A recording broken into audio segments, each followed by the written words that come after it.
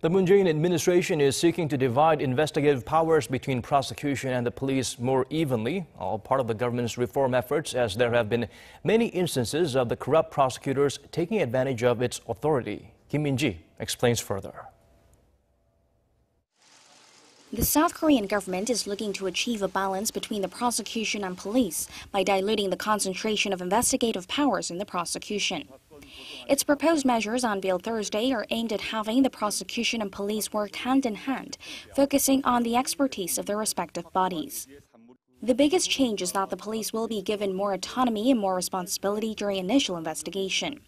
They will have the right to investigate as well as the authority to close a case. This means that police will be able to determine whether or not to pursue an indictment. Under the current system, the police can open a case but cannot close it without approval from the prosecution, while investigations by the police are required to be overseen by a prosecutor. Meanwhile, prosecutors will be able to retain their authority to indict and will be required to play a more supplementary role in overseeing probes. But they will be allowed to request reinvestigation into cases that they deem necessary or in any circumstances where the police are found to have misused their increased power. The proposal will see the prosecution and police break away from the vertical system so they can cooperate and each take responsibility for people's safety and protecting human rights. This will enable each body to keep either in check and step up the efficiency of investigations.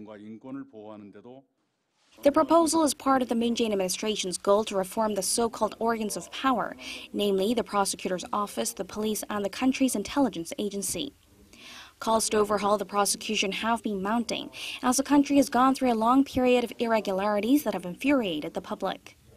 Prosecutors have been known to take advantage of their excessive power in high-profile cases of powerful people, such as politicians and business tycoons, for their own personal or financial benefit.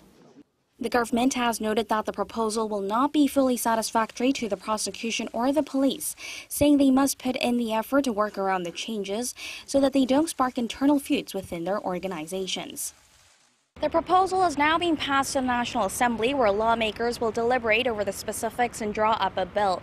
But it's not expected to be easy, as the proposal is still very much disputed among parties involved, and with Parliament still at standstill. Kim Min-ji, Arirang News.